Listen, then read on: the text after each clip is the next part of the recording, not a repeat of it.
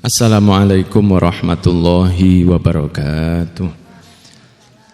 Alhamdulillahirrahmani arsala bil huda wa dini haqqin mustafahu ahmada. Allahumma salli wa sallim ala sayyidina Muhammadin salatan taghfiru biha jami'adz dzunub wa ala alihi wa sahbihi wa tabi'ina wa man bihadihim iqtada. Asyhadu an la ilaha illallah wa anna sayyidana Muhammadan abduhu wa rasuluhu sayyidil ajami wal arab la nabiyya ba'dah. Amma ba'd. Para habaib yang saya hormati, khususnya akhina fillah Ustadz Ahmad Nuh Al-Haddad serta akhina Al-Habib Habib Alwi bin Muhammad As-Segaf serta Al-Habib Abdul Qadir bin Abdurrahman As-Segaf, juga para hubaba, para syarifah, para hadirat calon penghuni surganya Allah. Puji syukur pada pagi hari ini atau menjelang siang kita dimudahkan bisa menghadiri Maulid Nabi Muhammad SAW, dan tadi sudah disampaikan oleh guru kita Habib Ahmad Nuh Al-Haddad tentang mimpi seorang ulama yang bertanya tentang apakah maulid itu baik. Ternyata memang dijawab oleh Rasul, siapa yang suka dengan kami maka kita juga suka dengan mereka. Insya Allah yang kita lakukan dari hadir pada kajian atau maulid pagi hari ini, dan saya yakin di Pasuruan ini syarat dengan maulid, hadroh, kemudian acara-acara yang baik. Habibana Taufik As-Segaf juga tidak kurang-kurangnya mengajak kita untuk menghadiri majelis-majelis beliau. Namun yang perlu kita bahas sedikit adalah diantaranya bahwa menghadiri dan mengadakan maulid ini salah satu bentuk dari cinta kita kepada Nabi Muhammad SAW. Bukan satu-satunya bentuk, salah satu, bukan satu-satunya. Kalau Islam itu satu-satunya agama yang baik. Tapi kalau maulid ini salah satu dari banyak cara untuk bisa membahagiakan hati Nabi Muhammad SAW. Kita ketahui bahwa mereka para sahabat Nabi Muhammad SAW itu orang yang pernah mendapati Rasul dalam keadaan hidup, memandang kepada Nabi dan beriman kepada Rasul. Karena kalau sekedar memandang kepada Nabi dan tidak beriman kepada Rasul maka bukan sahabat. Seperti Abu Jahal, Abu Lahab, Umayyah, itu mereka orang yang melihat Rasul tapi tidak beriman. Bahkan Ubay bin Khalaf, juga Walid bin Al-Mughirah, ini orang-orang yang bahkan dulu sangat membenci Nabi Muhammad SAW. Sehingga sahabat itu mereka yang melihat kepada Rasul, walaupun kecil, melihat kepada Rasul dan beriman, mereka adalah sahabat. Kalau yang seperti kita ini, sahabat Nabawi FM. Tapi kalau kita dengan sahabat Nabi itu jauh sekali. Bahwa Rasul SAW memiliki sahabat-sahabat yang luar biasa. 124.000 sahabat kurang lebih yang dimiliki Rasul ketika beliau akhir wafatnya. Mereka para sahabat itu berusaha luar biasa untuk bisa mendapatkan cinta Nabi Muhammad SAW. Padahal banyak dari mereka itu sudah dijamin surganya. Sahabat Abu Bakar As-Siddiq itu ketika Rasul hijrah naik ke Gua Thur, sembunyi di atas bersama Rasul, menutup semua lubang yang ada di dalam Gua Thur, dan saya rasa ini kita semua sudah pernah mendengarnya. Kemudian sampai satu lubang tidak ditutup dengan serbannya, ditutup dengan kakinya, dan akhirnya ada seekor ular yang menggigit kakinya Sayyidina Abu Bakar As-Siddiq sampai beliau terkena racun dan akhirnya disembuhkan Rasul SAW. Tapi yang luar biasa adalah bahwa sahabat Abu Bakar As-Siddiq itu nahan jangan sampai Rasul bangun karena Nabi tidur di pahanya. Lebih baik saya yang sakit, pokoknya Nabi jangan bangun dari tidurnya. Akhirnya Rasul bangun dari apa? Dari tetesan air mata sahabat Abu Bakar yang sakit nahan sakit itu sampai menjatuhi pipi Nabi Muhammad SAW. Kemudian Rasulullah, "Mahadha ya Abu Bakar?" "Kenapa ini Abu Bakar?" Itu dengan senyumnya, "Enggak, Rasul, kaki saya kena gigit ular." Bukan, "Ya Rasulullah, sikilku ya Rasul." Bukan. Tapi Rasul sahabat Abu Bakar mengatakan, "Kaki saya ini digigit ular." Itu sudah membiru kakinya. Maka Rasul melihat, langsung diambilkan ludahnya, diusap, dari mukjizatnya Rasul langsung sembuh. Itu Nabi Muhammad SAW. Tapi kalau warga Pasuruan ada yang kena gigit ular, segera bawa ke rumah sakit Al-Ma'unah. Sumbangan Anda dinanti. Tapi kalau zaman dulu digigit ular, dikasih ludahnya Rasul sembuh. Ya, seperti itu. Tapi lihatlah betapa mereka itu menjaganya kepada Nabi Muhammad. Waktu malam mau berangkat itu, sahabat Abu Bakar itu malu ke Rasul sambil mengatakan, "As-suhbah ya Rasulullah, boleh saya nemeni engkau hijrah ke Madinah?" Padahal sahabat Abu Bakar tahu kalau saya berangkat berarti saya punya kemungkinan besar mati. Tapi itulah yang dicari oleh para sahabat Nabi Muhammad SAW. Ketika dijawab oleh Rasulullah, "Suhbah ya Abu Bakar, monggo kamu temani saya." Itu bahagianya luar biasa. Padahal ini berpotensi meninggal dunia. Ketika berjalan dari Mekah ke Madinah, sahabat Abu Bakar itu ada di depan, ada di kanan, ada di belakang Nabi, di sebelah kiri. Terus begitu sekitar 800 km. Ya, kurang lebihnya begitu. Begini terus. Pokoknya jangan sampai dia tidak musuh melihat Rasul lebih cepat dari dirinya.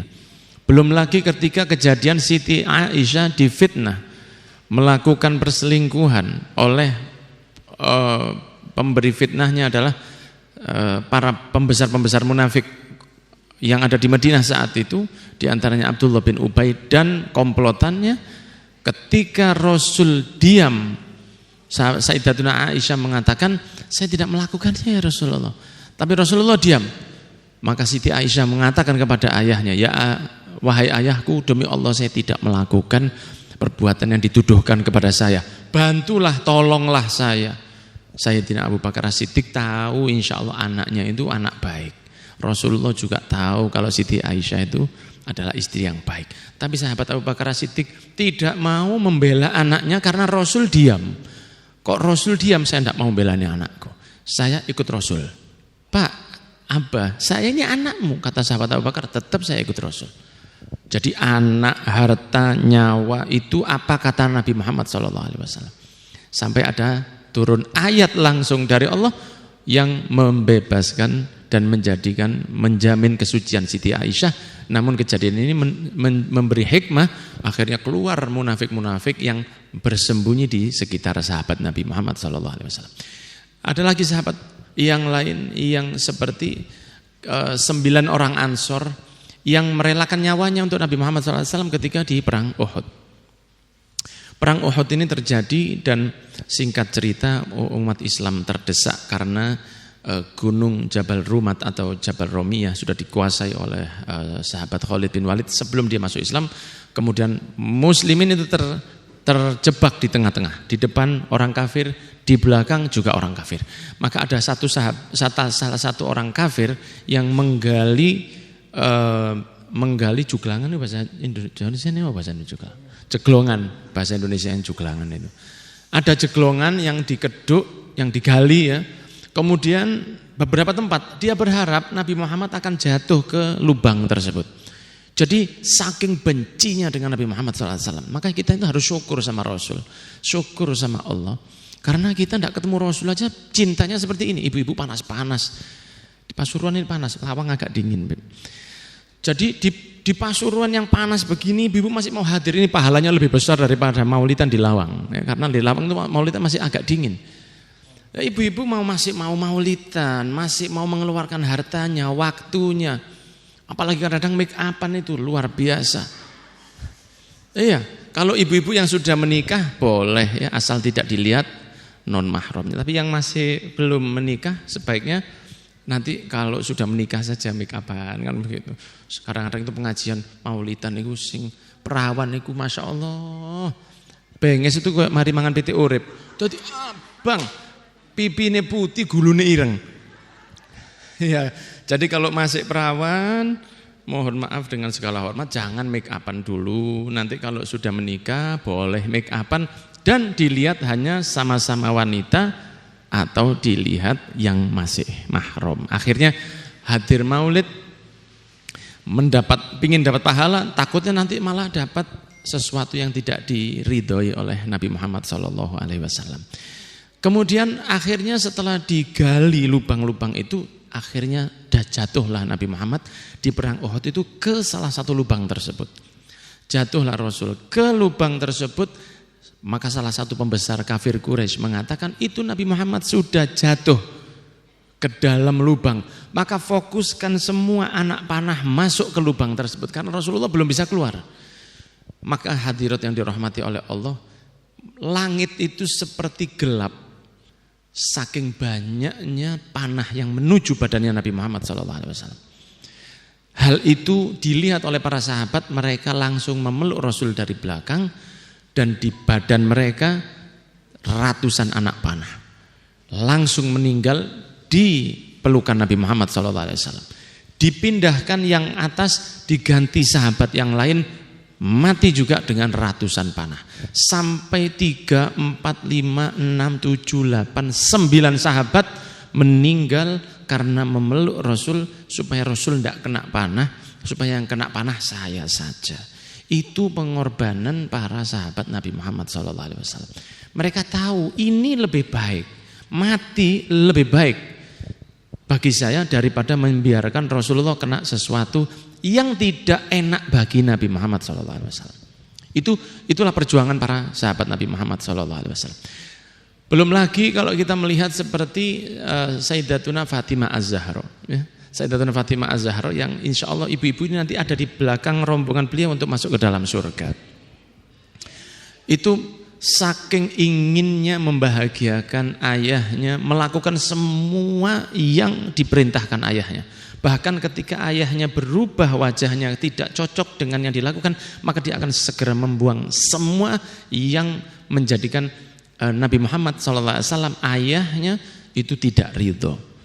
Satu waktu Rasulullah bertanya kepada para sahabat, Siti Fatimah di belakang, apa yang terbaik untuk wanita? Semua sahabat diam, kemudian Siti Fatimah dari belakang tabir ya tidak tampak, kemudian Siti Fatimah mengatakan, izinkan saya menjawab ya Rasulullah, padahal ini anaknya. Ya, tidak langsung aku enggak. Izinkan aku menjawab ya Rasulullah. Silahkan, kata Siti Fatimah, yang terbaik bagi seorang wanita adalah tidak melihat laki-laki dan tidak dilihat laki-laki. Maka Rasulullah tersenyum banget dan mendoakan kepada Sayyidatuna Fatimah Az-Zahra. Makanya sampai dikatakan di dalam sebuah hadisnya, Fatimah itu bid'atun minni, sepenggal dari saya, kata Nabi Muhammad SAW. Siti Fatimah tahu bahwa kalau saya tidak dilihat laki-laki lain, maka itu membuat Allah ridho, orang tua saya ridho, Nabi Muhammad ridho. Kalau saya tidak melihat ke laki-laki yang bukan mahram, maka itu Allah senang, Nabi Muhammad senang. Nah sekarang ini kalau orang lawang, ya orang masuran insya Allah baik-baik. Kalau di lawang itu kadang-kadang tidak dilihatkan ke umum, tapi sosmednya luar biasa. Ya itu lebih parah itu malah. Ya di sosmed itu luar biasa. Guyu kadang-kadang katik softline terus foto, kayak siluman ular. Ya. Dari motornya gue putih. Nah hati-hati dengan sosmed. Kadang-kadang keluar tidak, dilihat orang di pasar tidak, dilihat di sosmed luar biasa. Maka Siti Fatimah tahu yang bahagiakan hati Rasul. Bahkan ketika mau wafat pun, Rasulullah kurang 6 bulan kurang lebih mengatakan kepada Siti Fatimah, membisikkan sesuatu.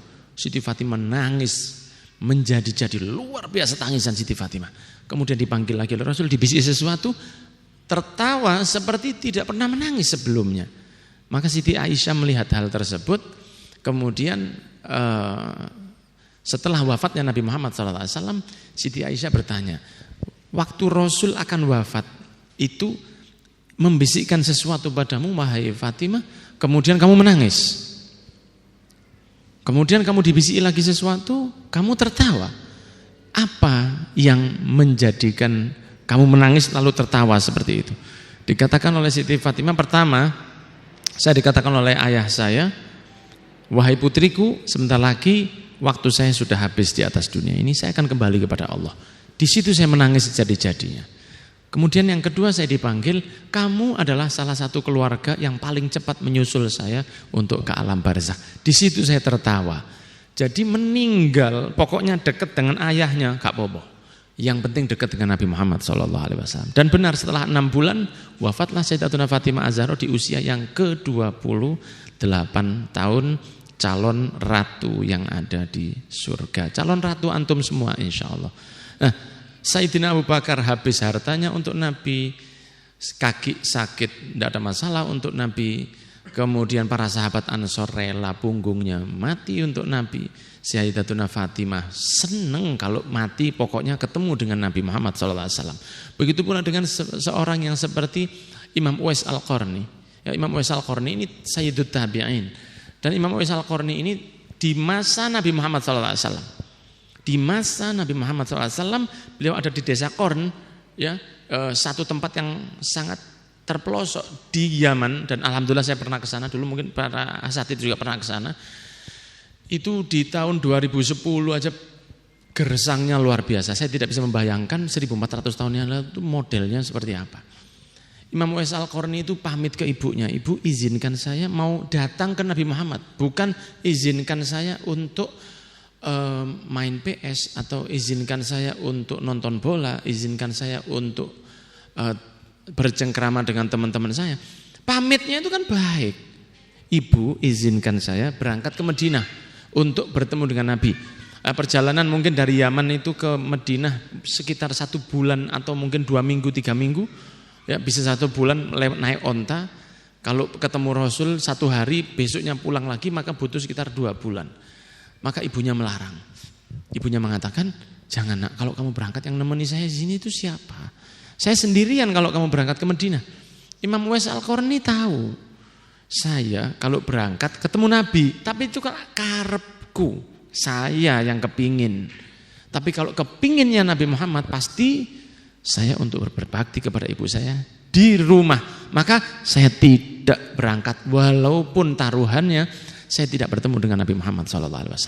Jadi ditahan keinginannya itu karena dia tahu Rasulullah lebih senang ini. Maka Nabi Muhammad pun mengatakan kepada sahabat Ali bin Abi Thalib, Sayyidina Ali bin Abi Thalib dan Sayyidina Umar bin Khattab, kalau nanti satu waktu ada orang datang haji dari Yaman yang dari desa Qarn, cari yang ada sifatnya seperti ini, nah nanti kirim salam ke dia dan dia akan memberi syafaat ke banyak orang di yaumil qiyamah, dan kamu berdua wahai Ali dan Umar, mintalah dia untuk memintakan kepada Allah agar ngampuni dosa kamu berdua.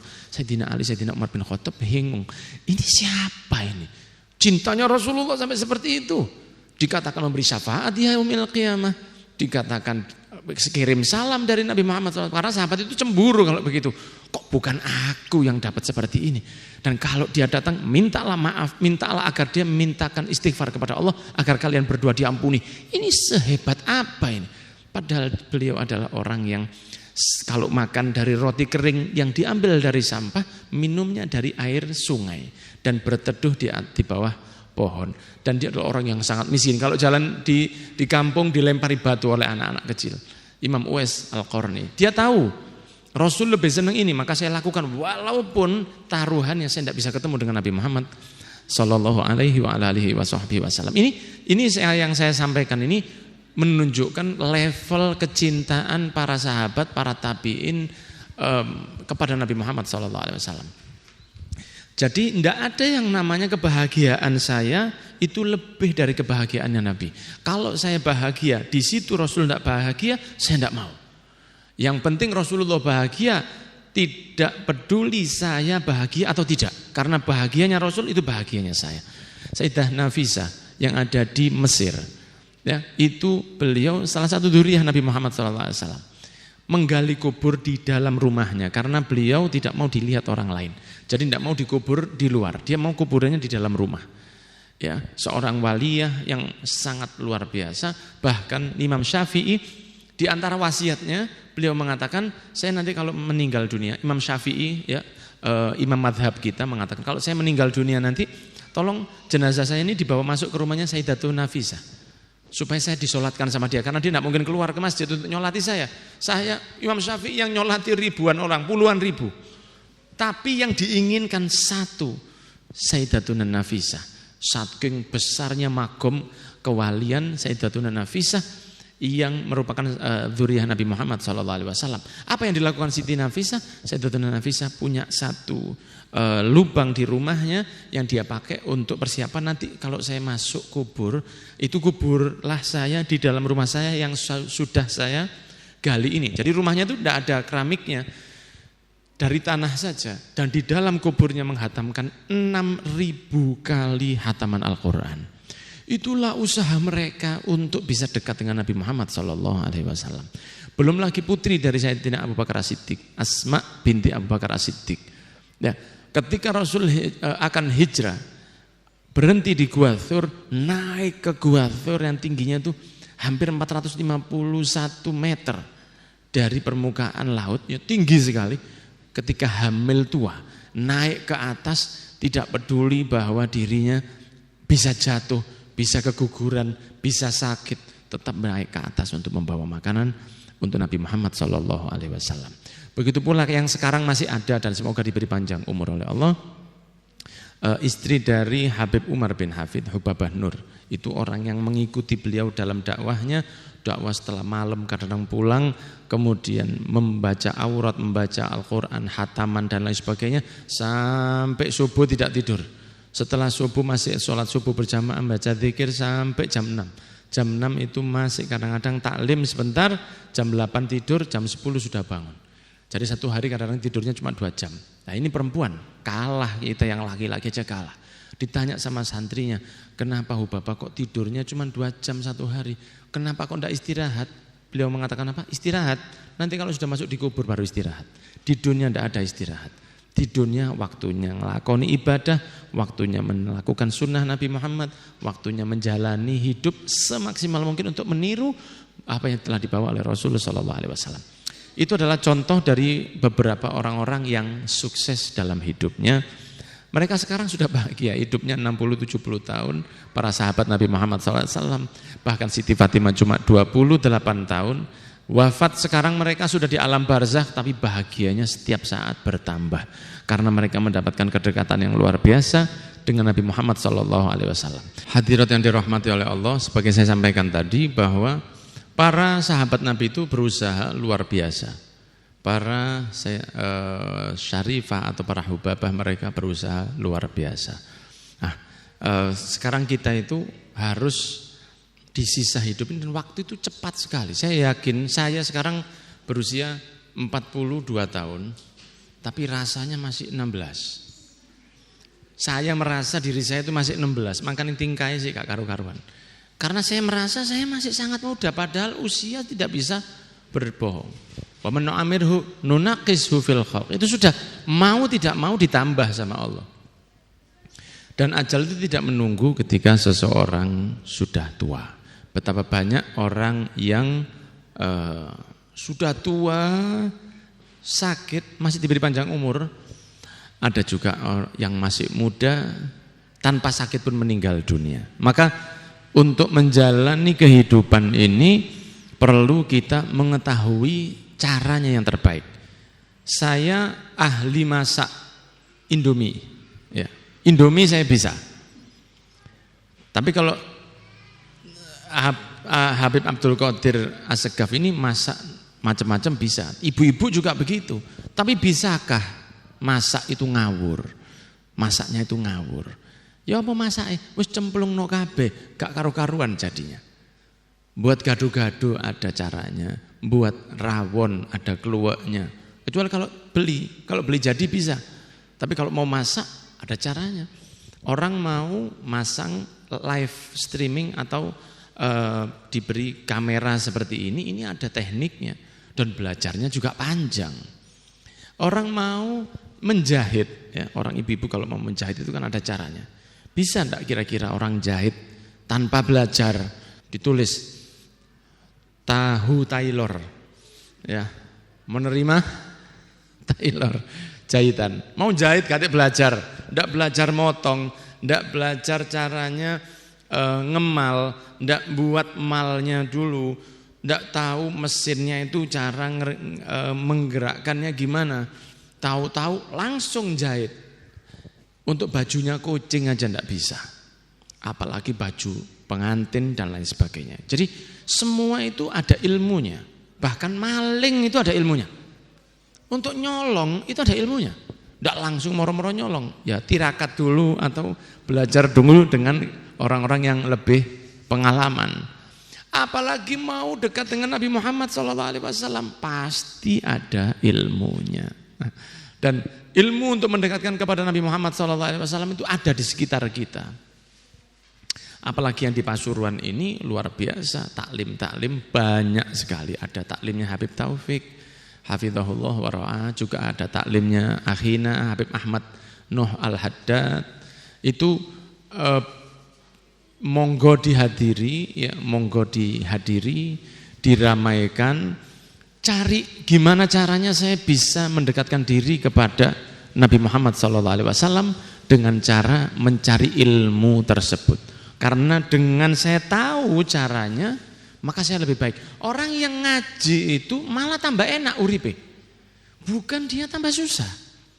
Seandainya satu orang tidak belajar tentang jamak, takhir, takdim atau qashar, dia berangkat berhenti dulu, sholat 4 rakaat, berangkat lagi berhenti lagi, sholat lagi 4 rakaat, repot.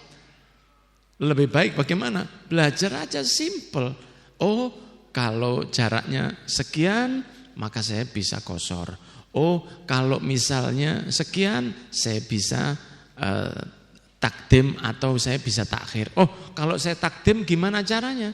Oh, kalau saya mau takhir gimana caranya? Nah, itu semua insya Allah ada di kajian-kajian di sekitar kita. Semakin ngaji semakin gampang, bukan semakin repot. Memang setan itu membisikkan kepada kita untuk tidak tertarik ngaji. Tapi alhamdulillah ibu-ibu yang di sini adalah orang-orang yang insya Allah senang ngaji. Semoga taklim-taklim yang ada ini bisa serami maulid-maulid ini. Karena sebenarnya yang saya sampaikan ini hanya motivasi saja, mengajak saja. Tapi ilmiahnya itu ketika ibu-ibu datang bawa buku, bawa tulisan, kemudian mulai mencatat tagihan-tagihan yang ada. Mulai ibu-ibu menulis kajian, bagaimana hukumnya ini, bagaimana hukumnya itu. Saya saja masih sering bertanya ke beliau berdua ini. Ya Allah syahid, Allah jadi saksinya. Saya sering tanya ke Habib Abdul Qadir ini, bagaimana hukumnya ini, bagaimana hukumnya itu. Sama Habib Ahmad itu juga begitu, karena mereka taklim jauh lebih lama dari saya. Kalau ceramah, orang itu dikongkon ngapalno, itu bisa.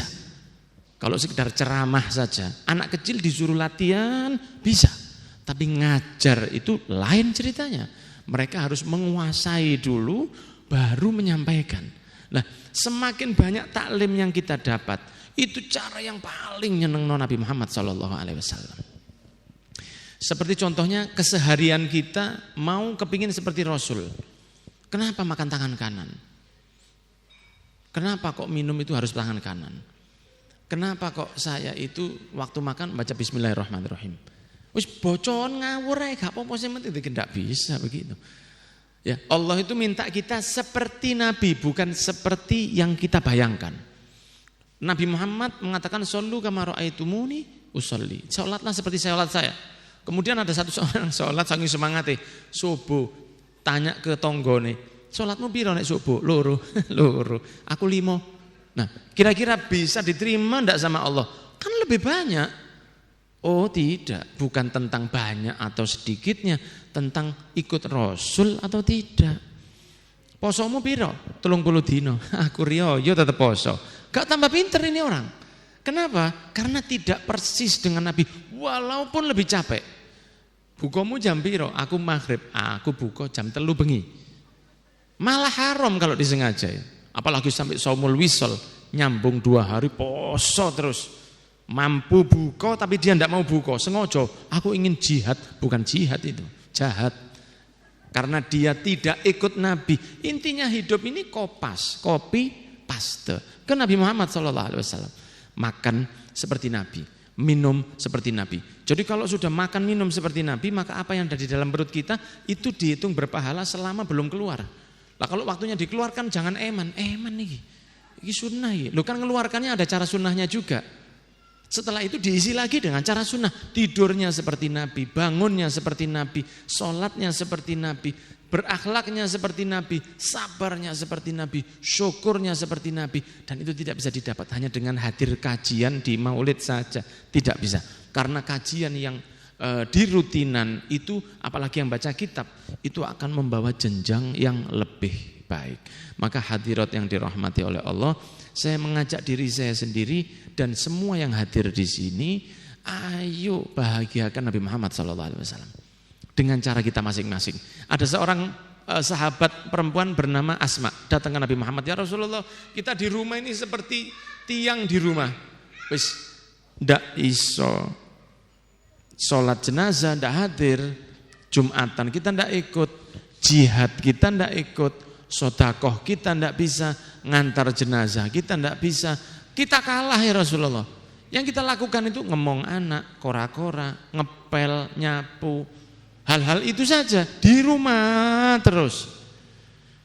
Nabi Muhammad SAW itu orangnya itu asik. Jadi kalau jawab-jawab itu gak mau kaku terus. Oh, kalau begitu Anda buatan begitu, bukan caranya Nabi. Nabi itu kalau jawab, tanya perempuan seperti itu di depan sahabatnya Nabi. Rasul lihat ke sahabat yang lain. Lihat sahabat, perempuan seperti ini pinternya. Pernah kamu bahas? Pernah kamu bayangkan perempuan sepintar ini? Maka para sahabat mengatakan, kita tidak nyangka kalau perempuan ternyata tertarik juga ya Rasulullah. Maka Rasulullah mengatakan, sampaikan ke orang-orang di kampungmu. Karena ini bunyai tadi. Sahabat sahabiyah Asma ini bunyainya di kampungnya. Sampaikan orang-orang di kampungmu.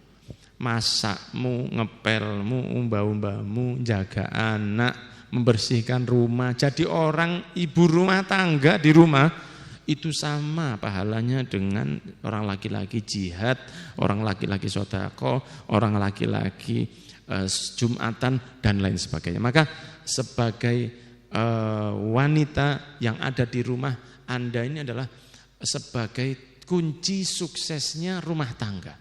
Kunci suksesnya rumah tangga itu lebih kuat di ibu daripada di bapak. Ya, saya beri contoh. Saya dulu pernah punya satu saudara, seorang syarifah, menikah dengan seorang habaib, dan kemudian setelah berapa waktu, tidak lama si habib ini tadi menderita sakit. Ya, semua dari takdir Allah. Kemudian mertuanya itu baik, menanyakan seperti ini. Kalau kamu mau ninggal anak saya tidak apa-apa. Saking baiknya, tinggalin anakku. Karena anak saya ini didiagnosis sakit yang tambah lama tambah sakit dan mengalami kelumpuhan sebentar lagi. Ini manten anyar ini. Orang mertuanya ini ya mungkin 1 dari sejuta mertua yang seperti itu. Anak laki-laki saya ini tambah lama bakal tambah sakit. Kamu ini masih muda, masih belasan tahun. Tinggalin anakku. Aku halal, enggak apa-apa. Biar anak saya yang jaga. Jawabannya si Syarifah tadi, oh tidak, saya mau nyari surga dari suami saya. Allahumma sholli ala Muhammad. Maka si suami benar seperti yang dia diagnosis oleh dokter, tambah lama tambah sakit. Bahkan untuk ngomong susah, untuk berjalan tidak bisa, ngerawat ke kamar mandi setiap hari. Tapi dia mengatakan saya mau cari surga dari suami saya ini. Mulai umur belasan tahun. Rumah tangganya sakinah, mawaddah warahmah. Anak-anaknya sekarang sukses semuanya. Dari mana suksesnya? Dari istri solihah. Walaupun si laki-laki tidak mampu, fisiknya tidak mampu, diajak berpikir juga tidak mampu, tapi karena si istri solihah, rumah tangganya sudah luar biasa. Ada lagi kenalan ayah saya dulu. Kolonel, tentara, bukan banser ya, tentara. Jadi dorengnya itu ori. Tentara, waduh, semua anak buahnya nganggar ditempeleng. Salah sedikit kampleng, suruh berseni got, kejem. Masuk rumah, begitu bojone ngomong kayak kucing kudanan, kempes. Tentara ini, kolonel ini. Tapi bojone sing edan Mengkeret yang laki itu, mengkeret. Jadi intinya dari rumah tangga itu bisa lancar, sukses, berkah ibu-ibu ini. Siapa yang paling sering ketemu dengan anaknya? Ibu-ibu, bukan bapak-bapak. Bapak-bapak mungkin cuma ngamuk-ngamuk toh, enggak jelas. Ya, bapak-bapak tidak bisa karena bapak-bapak rata-rata di dunia ini mereka kerja sampai sore. Yang di rumah dengan anak-anaknya, yang ngetak sholatnya, yang ngetak ngajinya, itu biasanya itu kalau ibunya baik, maka anak-anaknya akan jadi luar biasa semua. Maka Anda ini berpotensi memiliki amal jariah dengan anak-anak Anda, dengan keluarga Anda, dengan suami Anda di rumah. Maka kita berdoa kepada Allah di waktu yang sangat istimewa ini, di bulan yang luar biasa ini, supaya kita semua khususnya hadirat ini diberikan oleh Allah rumah tangga yang sakinah mawaddah warahmah. Diberikan oleh Allah anak-anak yang soleh dan solihah. Kalau ada suami yang kelakuannya seperti ular keket, ya, semoga oleh Allah diberi hidayah. Semoga diberi oleh Allah rizki yang luas. Dijadikan oleh Allah orang-orang yang bisa segera untuk berangkat haji dan umroh, dan dijadikan oleh Allah anak-anak kita nanti lebih baik dari kita, dan dijadikan oleh Allah kita diberi kebahagiaan dalam ibadah, kebahagiaan dalam urusan kepada Nabi Muhammad SAW. Semoga kita dijadikan iman itu sebagai sesuatu yang bisa kita rasakan dalam keadaan nikmat seperti yang diberikan kepada para wali Allah Subhanahu wa ta'ala. Semoga yang saya sampaikan ada manfaatnya, ibu-ibu yang dirahmati oleh Allah, para calon penghuni surga yang insya Allah bakal dibahagiakan oleh Allah. Insya Allah Rasulullah senang ke antum semua, insya Allah Siti Fatimah senang ke antum semua. Antum masih menyempatkan waktu untuk hadir di tempat ini, dan insya Allah kita akan pulang. Setelah itu saya mengajak semuanya untuk lebih giat hadiri kajian-kajian ilmu, cari ilmu yang sebanyak mungkin, gali ilmu yang sebanyak mungkin tentang fikih wanita, tentang adab seperti Nabi Muhammad dan Siti Fatimah. Itu sangat-sangat membahagiakan hati Nabi Muhammad. Kita tidak bisa jihad seperti para sahabat, kita tidak bisa naik gunung seperti Sayyidatuna Asma, kita tidak bisa ngaji 6.000 hatam seperti Siti Nafisah. Ngaji, cari ilmu, insya Allah nanti bertemu Rasulullah di yaumil qiyamah, dan Rasulullah tersenyum melihat ini cucuku yang cari ilmu dulu, ini umatku yang baik, ini yang sabar walaupun suaminya setengah Fir'aun, ya, ini yang sabar ketika ekonominya sangat sempit, ini yang terus mengingatkan anaknya untuk sholat. Itu insya Allah Rasulullah begitu kepada antum semua. Barakallahu fikum. Wassalamualaikum warahmatullahi wabarakatuh.